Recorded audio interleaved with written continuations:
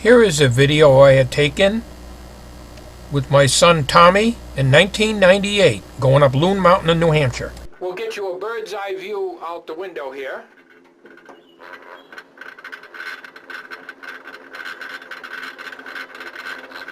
Now if you look straight ahead of you in that cleared area up there, right into here, you see that we've got a climb here that's quite high, and we have yet to do that, but it's going to be coming up there very shortly.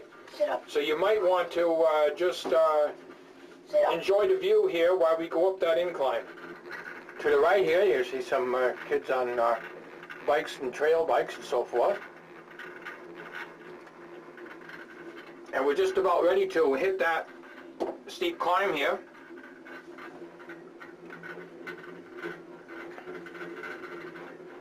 My hat says on it. Yeah, Dick Tracy.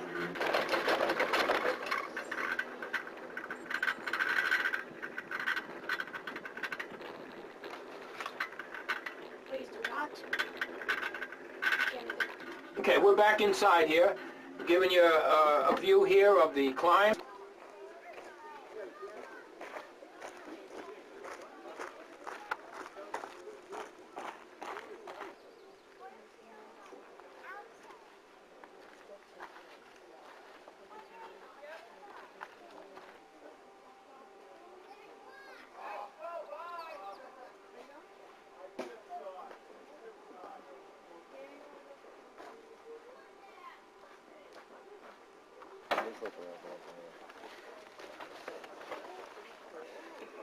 How y'all doing? Good. Oh, you don't sound like you're doing good on a beautiful day like this. Well, for those of you that I never met before, the folks up here at Loon, they call me the Mountain Man.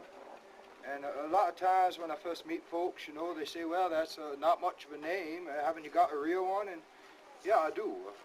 My name is Wajod. Wajod is Abenaki. My grandfather was Abenaki and he gave me the name. And Wajod means he who is a mountain. That's why they call me the Mountain Man here. So you feel free, you can call me Wajod, a Mountain Man, or whatever suits you best. You yell loud enough and I'll probably answer you anyways. I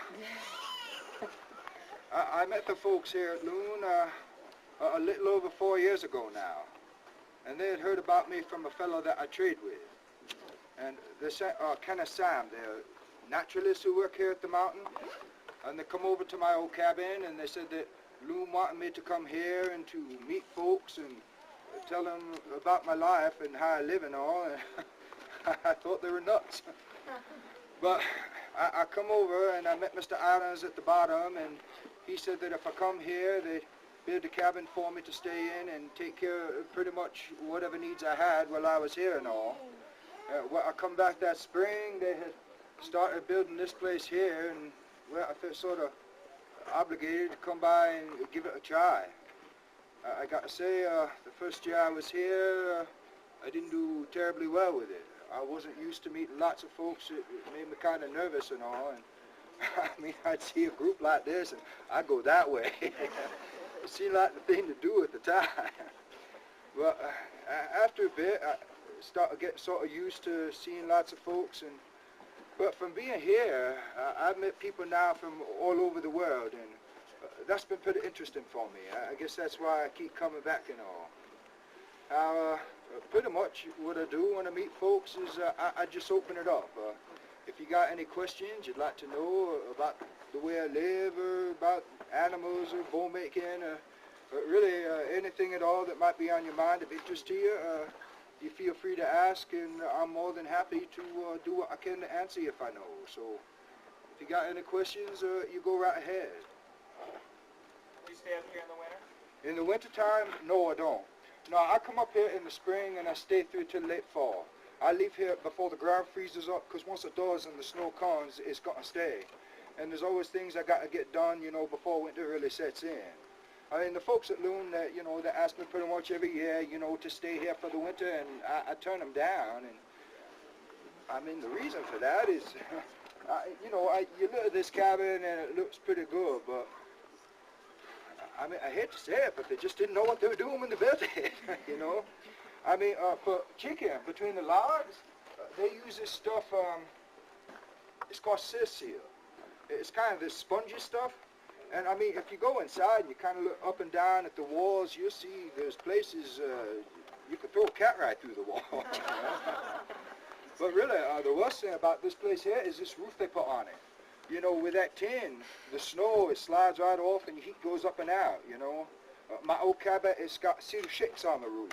And the snow will stick right to that. It gets good and deep. It's what keeps the heat in my home, you know. So I don't stay here in the winter. Where do you live in the winter? I go back to my old cabin. Where's that? It's about a half day's walk from here, out over the ridge here to the southwest. And I built that cabin back in my teenage years and lived there ever since. I mean, you know, the folks at Loon would like me to tell you that this is my home and I live here all the time, but it's just not so. My old place is what I really call my home. This here, I guess you call my summer home.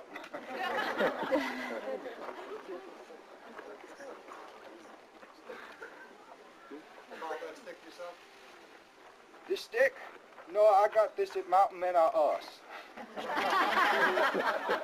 Yeah, I did. I do a bit of whittling and like that. I do a lot of work with wood, you know. I whittled out my stick, you know. I make my bow, I make my arrows for hunting, make my snowshoes and things like that. If I need an axe handle, you know, I whittle one out. So yeah, I do quite a bit of work with wood. I guess your nearest neighbor's more than a quarter of an acre away, huh? Yeah, actually, the closest neighbor I got are the folks here at Loon. And what I say a half day, I thought this is 7 hours, you know.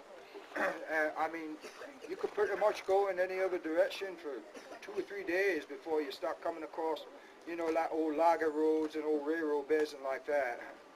How'd you find that?